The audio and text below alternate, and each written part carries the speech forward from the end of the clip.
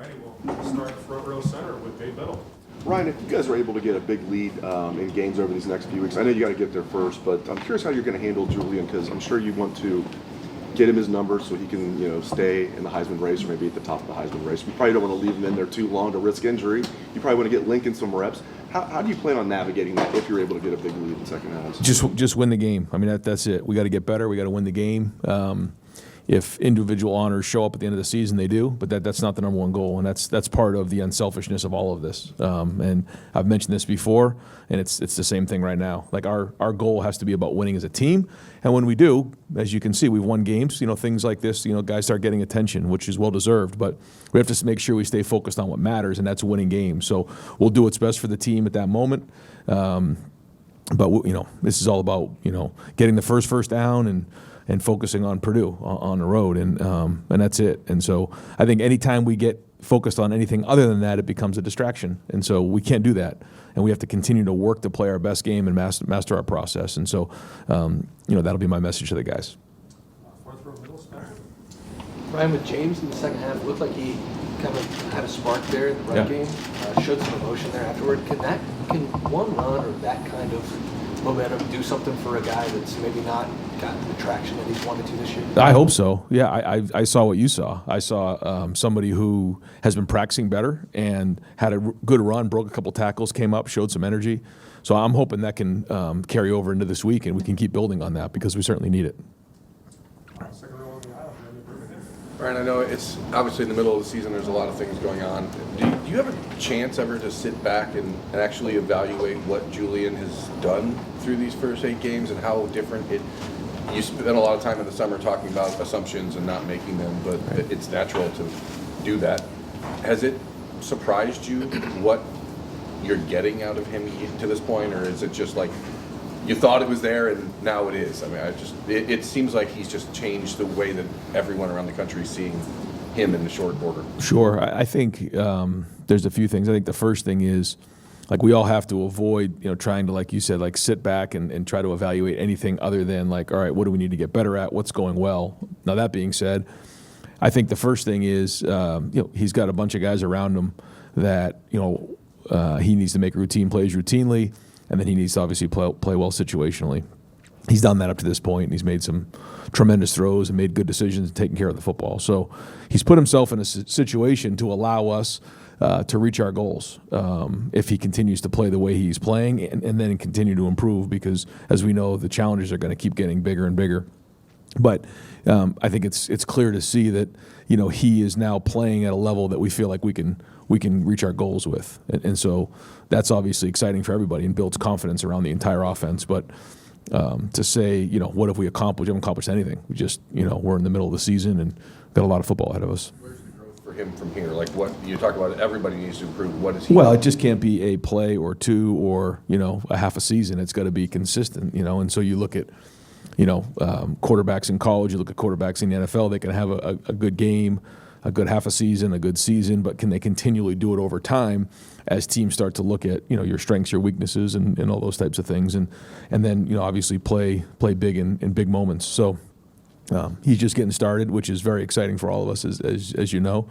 I mean, if you're an offensive player right now, I mean, to know that Julian's back there with the ball coming out of his hands quickly and the confidence and decision making, like it's obviously exciting to be around that. Not only for right now, but into the future. And he's handled that well and produced it at a high level up to this point. But he knows, again, this is about accomplishing goals as a team, and he would tell you the same thing.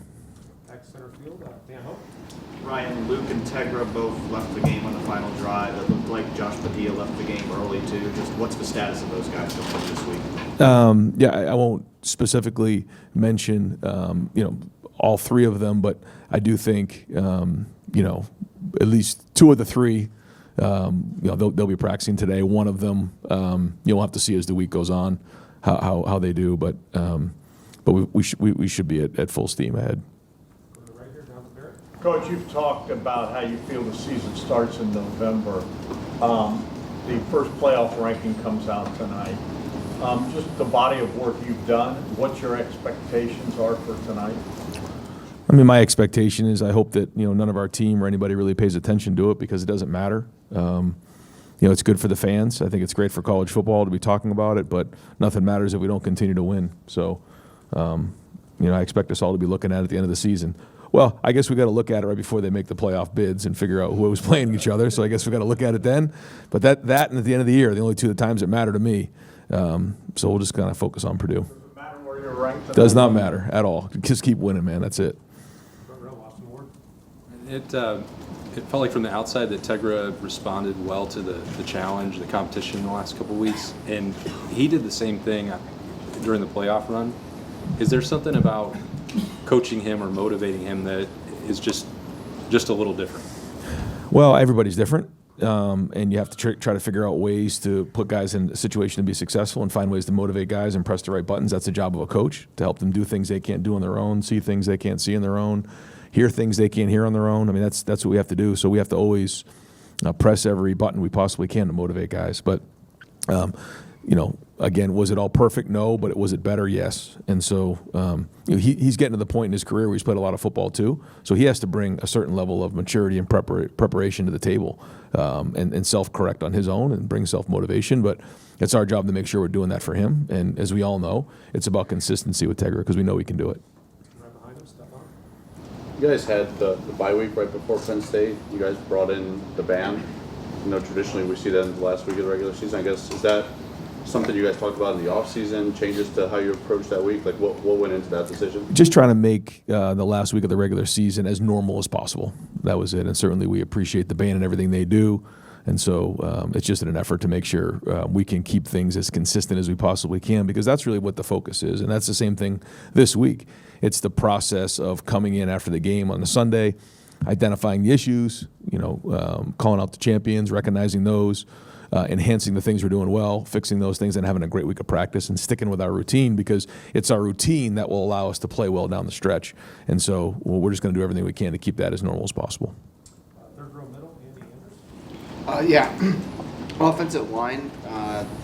The pressure rate for Julian in this game was 42%. That was for Pro Football Focus. I don't know if you have different numbers, but what was your evaluation of the pass protection in this game? And maybe they cleaned some things up in the second half, but what needs to improve there?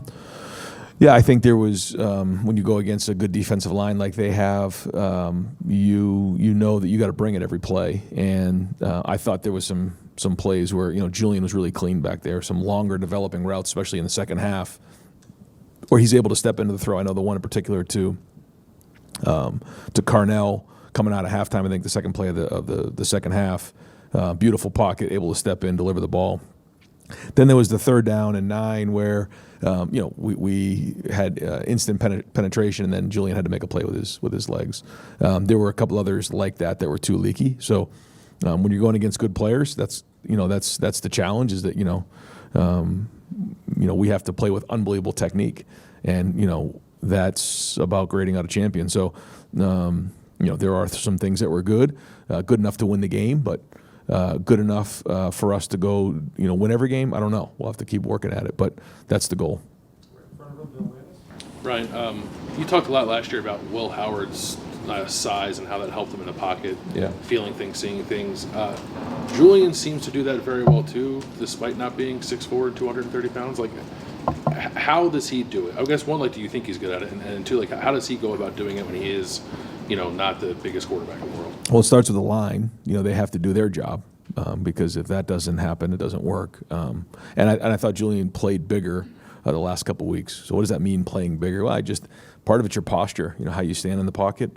But for him, I think he sees the coverage. He can feel the rush, which is not something that you can teach. He just has that feel, and has a good feel and timing of when the ball needs to come out of his hands. But I think the receivers understand too that they're running routes against the defensive line, and that's a big part of the timing and the spacing that comes with the game. And so we try to match up the drops and the play actions with the protection, and the firmer the protection can be, the better he can step into his passes. But then that has to marry up with the timing of the route as well, and that's all the work that gets put in. So that's why we say it takes everybody. But for Julian in particular, I think he's playing with better posture. He's feeling more comfortable with the trees around him, is what I call it. And his elbow is getting high. He did get the ball tipped there that Jeremiah bailed him on. But like those are the things that we're talking about, is being able to see over the offensive line and playing big. I think he's been doing that, and he's going to continue to work on it. Yeah, Ryan, for whatever reason, Ohio State has a losing record at Purdue over the last 20 years. It's this weird anomaly, and I understand this team is far different than years past. You're 1-0 there, but is there anything about the Ross-Ade Stadium experience that you can point to where good teams have struggled there? I mean, I was part of the 18 team, so I know what that was like, and they have a lot of pride in that program. I think Barry Odom is a very, very good coach. These guys are well coached, and he is a good man and a good football coach. And I know he's got a good staff there. So, put the film on and watch him play last week. And so, we know we have to, continue to get better this week. We have to bring it at 1:00 on Saturday. And I don't know if there's anything in particular other than Purdue is a program that has a lot of pride, and it's not going to be any different when we play these guys on Saturday. Back to the poll that comes out tonight in terms of level of curiosity, which obviously isn't much. Is that something you even watch? You want to think the guys, is it on around, or is it just like whatever? Whatever. Yeah. I mean, again, like, what does it matter if we don't win this Saturday, right? But I get it. It's great for the fans. It's good for the sport, which is great for all of us. So I'm glad they do it, but it's not something that really matters to us. The TVs are always on, so I'm sure somebody will be watching it, but it won't be me. Second round. I get it. You're not like chasing awards, right? And there's an understanding that there's things you need to accomplish this month before you can win any of those awards. But some of the stuff you're going to ask after the game of where the quarterback play was in 2017 versus where it is now. You've had multiple guys get to New York. Grand scheme conversation of, does it matter for you to be able to, whether it's this year or whatever year it is, be able to say one of your guys not only got to New York but won the award? Is that ever does that matter at all? Or is it just being everything matters. Right. I say that to the players. I think everything matters. So, yeah, but I think that's just a byproduct of winning and having success as a group. So that's not the number one goal. But to say that winning a Heisman Trophy or getting recognized the Blitnikoff Award, which I think both Carnell and Jeremiah are going to be right in the mix for, all the things that All-American and all those things do matter. But on the priority list of things, no, they're not very high. It's more about winning as a team, and when you win as a team, those things come. So. Just all things that, as we said before, cannot be distractions for us. We got to stay focused on what matters. Throughout your time as coach, you have not really lost games where teams have come in and tried to pull an upset. It's something that you see all across college football, but this program hasn't really dealt with that. How do you continue week in and week out to face these games where you're so heavy favorites and get up for them every week? Well, we got to keep the process. I know you probably get tired of hearing me say that, like I'm sure some of the guys in a program do, but I keep saying to them, don't get tired of me saying that, because that's really what matters. And I think I've said it before, in today's day and age, it's like, all right, what's new about this week? What's different about this week? We can try to find ways to make it a little bit fresh, but at the end of the day, we have to be okay with doing the same mundane, boring things over and over again. Chopping wood and carrying water. That's the book we read this summer. It's the same way. We're chopping wood every single day. We're carrying water every day, and that has to do with our routine.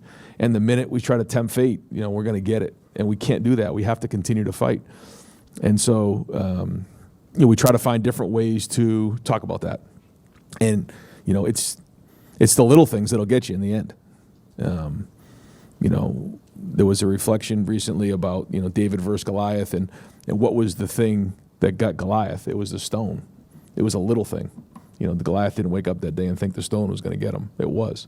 So, like, what are the things that we're doing on a daily basis that can get us? What are the issues? The issues are always there. We have to continue to address them. And if we think that we got it, we're going to get it. And that has to be the mindset every week. And we have to get better. And we know where we're going. We have to build momentum and play really, really hard. And then sustain over and over again and be disciplined enough to do the same thing over and over again and continue to figure out ways to get better. So we'll keep doing that and But the players have to buy into it. The coaches have to buy into it. Everybody in the building has to buy into it. That's the key. It's one thing for a coach to say it. It's another thing for these guys to do it. And the credit goes to the players. That's where the credit goes. So, I can say this over and over again, but there's a lot of coaches in the country that probably say the same thing over and over again. It comes down to the guys and then the leaders echoing that message in the locker room. All the things that we'll talk about again this week, and we got to keep getting better, and this is an important week for the Buckeyes. Ryan, back to Julian.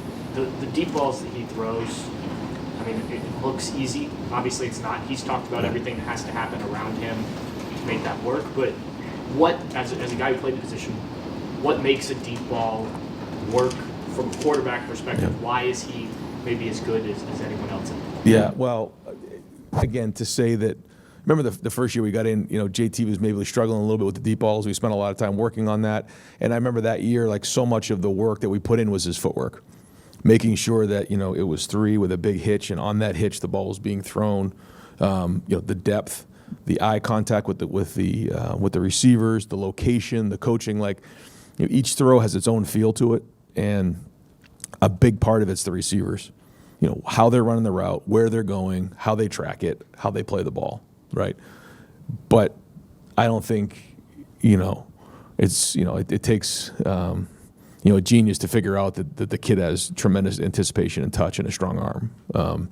And so when you stop the film and you see where the receiver is, and then where the ball is completed, you're talking about probably 30 yards where he's got to pick a small area of the field where that ball has to land, and that's just something that you really can't teach. He's got a great feel for it. It's called spatial awareness. Understanding how a receiver is going to run his route, and then being on the same page. Now, it takes time. You don't just wake up and do it. I mean, a lot of work that goes into it, a lot of preparation. And, that's another thing that I talk to our guys about. I think sometimes, people just think we go out and play and the Buckeyes are just going to win a game. Man, it doesn't work that way. The amount of work that gets put in on a week-to-week basis to go put that on the field, to be a competitive excellence, you got one chance to get that throw right against that single coverage. And if you don't, who knows what happens? And that's what you have to realize, and if you think it's just going to happen and we're going to show up and just win games, that ain't happening either. So we have to continue to practice really, really well. It's the coach's job to put the plays in to give these guys a chance to be successful, and find the right plays that fit the defense that we're seeing, and then we go play from there and continue to stay focused. So long-winded answer, but hopefully that gives you a little idea of what goes into just some of this stuff. But at the end of the day, he has a tremendous innate talent to throw a deep ball. I guess along with that, Bill Landis earlier in the week pointed out on Twitter that you could be heard yelling "got him" on one of those deep shots. How often are you yelling that? How often are you right? How often are you wrong? And just how early can you see it? And then when your quarterback sees it at the same time, how good does that feel?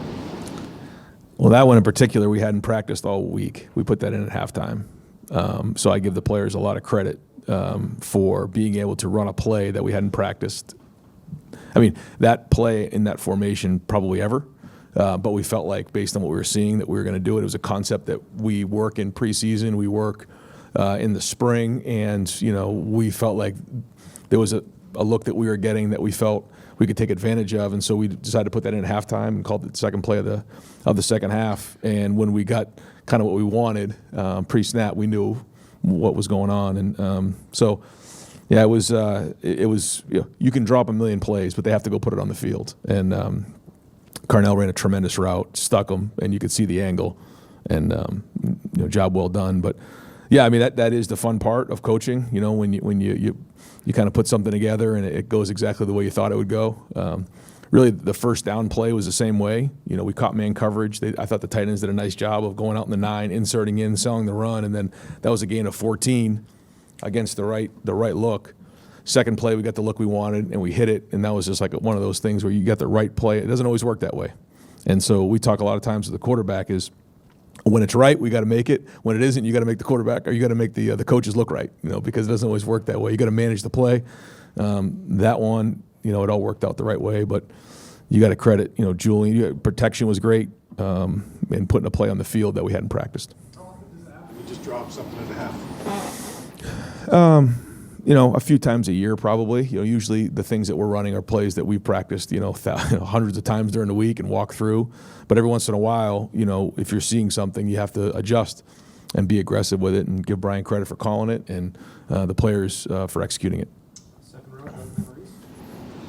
Ryan, in regards to moving the band up to the bye week, just logistical discussions like that, logistical decisions, how do they come about, and how much do you think logistical things like that through the course of a whole season can affect the football on Saturdays? Well, I think it's important. I think everything matters, and we try to do everything we can to keep the routine. And I talk regularly with Ross. I talk regularly with Quinn, and we go through, and Mick Marotti certainly has a huge hand in all of this, and we just when it was last year, we were going through the playoffs for the first time. We're talking about how do those 10 days leading up to a game, how should we manage this, and then after the season we go through each week and figure out we're opening up with Texas. What does that need to look like in August? What does the week of look like, and then the bye weeks, and you go through the season, and we have a lot of give and take there, and we try to do what we can, and if it's working, we keep it going. If it isn't, we try to tweak it to make it better, and that's kind of year to year, and that's the same thing with that decision. What's the balance for a coach of trying to make every game, every week feel the same, stay to your routine, or acknowledging, leaning in at times to a big game, an important game, a rivalry game, that this is different? Well, if we have too many things in a week that are different, then it gets you out of your routine. So we try to have certain things that don't change, and that's it, because the opponent's going to change, the scheme's going to change, the location's going to change, the weather's going to. There's a lot of things that change on a week-to-week basis. There's injuries. There's a lot of things. The scheme changes, and so. What we can do as coaches is keep it as consistent, so the focus is on those things, not on, okay, why is this new? What's different? All the things that come with a week, and so that's really what we try to do all the time. I think about the run we made last year. That's something that we tried to do and try to be as consistent as we can. Even with the Washington this year, we tried to make that as much like the playoff routine as possible for the guys that were here. And so, as a coach, it's just one less thing for them to worry about. Even walking into a hotel and seeing the Ohio State things, on the walls, seeing, familiar faces, like all of those things, I think for a young player just puts them in their routine and allows them to focus on what matters. So we try to do that every year. The things that are going well, we try to get better. The things that don't work, we try to get them fixed and then evaluate them again. Ryan, it's been a few years since you actually had a freshman get starts at running back for Bo. What has allowed him to have that role going into November, and when did you kind of realize he was able to handle that for a freshman? I think he's been consistent. He practices, and he's been able to handle the workload mentally and emotionally. So that's been great. I think he's got a group of guys around him that can take some of the workload off of him, which has been great, especially for a young player. But now, we really need him to play his best football here down the stretch, and the whole room really. But he has shown consistency, and the most important thing is taking care of the ball. You've had elite quarterback play since you've gotten here. I think about C.J. Stroud's accuracy. Is there something that Julian does better than any of them, even maybe C.J., in terms of accuracy, touch, vision, feeling the pressure, whatever it might be? You're going to get me in trouble with CJ if you start making me do that. I know it's fine for you. No, I think it's hard to compare, quarterbacks like that. But when you see Julian, you see the decision making, and his mind works quick. The ball comes out quick, and the accuracy is on point. So, that's what these the first half of the season or whatever has been like for him, and we'll see. We're still getting started on this, but I think it excites everybody when the ball doesn't touch the ground in practice and the ball just comes out on time, and like everyone just feels efficient in what they're doing, and you know, he has to continue to put the work in with Billy in the classroom so that when he comes out and there's run checks and there's protection checks, that he's on that and he's running the offense at a high level. Because when he is, it allows us to execute, and that's what we're looking for on offense. Like, we have to be able to execute efficiently for a whole game, and that's it. And that's what we're chasing, and that's one of the things that we're emphasizing today to make sure in practice today, like everything is efficient, and you can't have like a bad play. You can't. You're not allowed to have a bad play, like what we're trying to do, and so that's everybody, but certainly Julian's the one running it. Admittedly, in the Texas game, we're very conservative with him, kind of had training wheels on. When was it that you saw, I can take those off? He can just go now. In the first game, I mean, in that moment, that was a big moment. I think going into it, I think people said it was the biggest opener in the history of college football. Like, you know, the lead up, as we know, and it wasn't just a week lead up; it was like a month lead up. He wasn't fazed, made good decisions, threw that big touchdown pass to Carnell. And when he came off the field, to me, he was communicating what he saw well without that look in his eye like, I don't know. And I said to myself, I think we may have something here. Now, he had to continue to do it and all those things, but he had shown glimpses in practice, you know, good and bad. But, you know, we obviously saw the ability. But then when you get put in that environment, you're never quite too sure how it's going to look. And that was a great start. Ryan, it appeared to me that Max had some of the best things blocking on Saturday. Who did? Max Player. Yeah. Is that how it looked to you? And I guess how have you seen him grow in that area as he's gotten more comfortable with, you talked about the physicality of being here. Yeah, I think Max has a lot of talent. I think one of the best things for Max is being at Ohio State. He's been challenged every day, and because of that, he's becoming a better football player.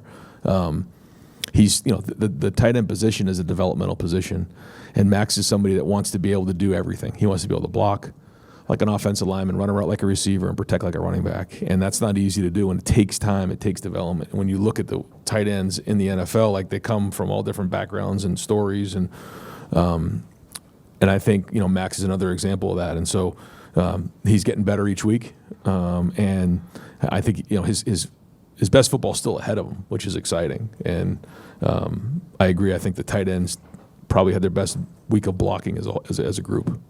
Over here to the left, Jeff Gilbert.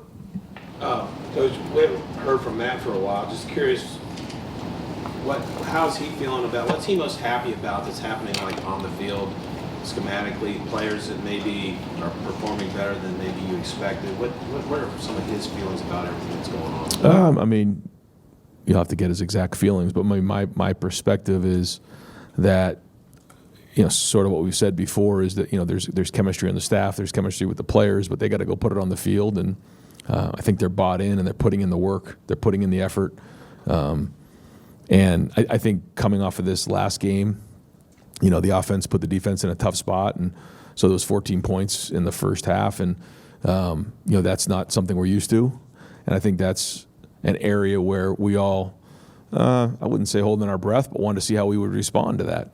There was no panic, and that's a good sign of a mature team. Hey, here's the things we got to get done.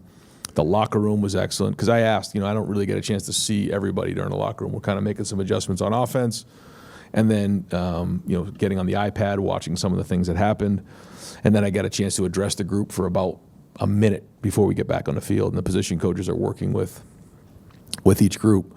And, you know, the feedback was that nobody panicked at halftime. And then they came out and played really, really well in the second half and was able to make the adjustments. And so I think, you know, those are the things that are encouraging for Matt, just being around this group of guys and their maturity level. And last question to Tim May. Yeah, I got many, but I'll just ask one. Three. With Julian, was there any bad habit y'all had to fix? I mean, you know, you see the young guys coming up, you watch Saturday nights, and guys are whipping it like Patrick Mahomes and things like that, off platform. He seems to be on platform pretty consistently and stuff. And was there anything y'all had to fix about him, and are you impressed by that aspect of his game, I guess? Well, there was a lot of things we didn't have to fix, but there were some things that we certainly fixed. Well, not fixed, but addressed, that we wanted, that we felt like, you know, really help him.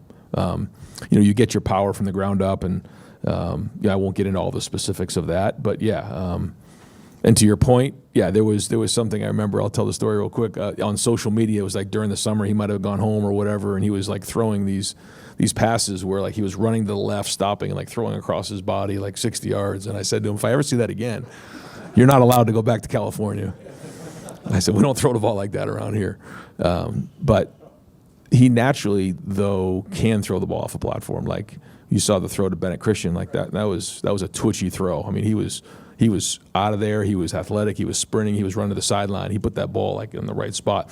You look at the Brandon Innes throw on the scramble the week before. I mean, he's on the move, and that thing is on the money.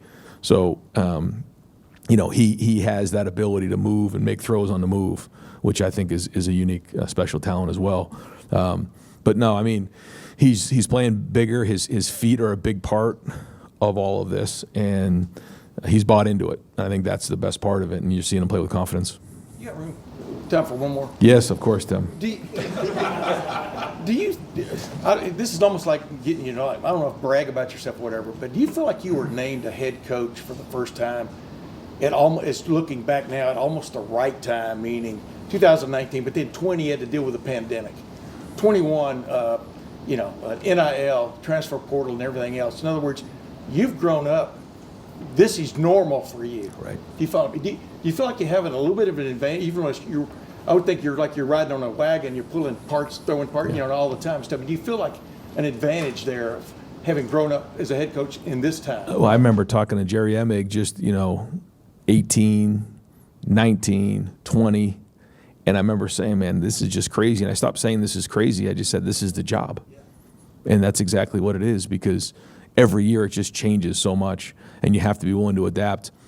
And, I said it's kind of like herding cats sometimes, and you have to multitask. And sometimes for somebody who's very task-oriented, you have to feel comfortable, like maybe not getting every single little thing done, and you can work all day and feel like you did nothing, all day from early in the morning till late at night, and you feel like you got nothing done, but you actually did.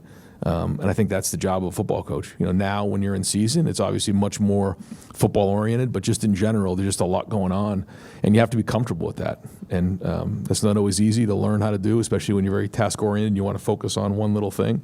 But that's the job, and we all have to adapt and figure it out. So, but yeah, it's been 7 years of a lot of adaptation and making sure that, we're doing what's best for the university and making sure we're putting ourselves in the best position to be successful. Yep, thanks.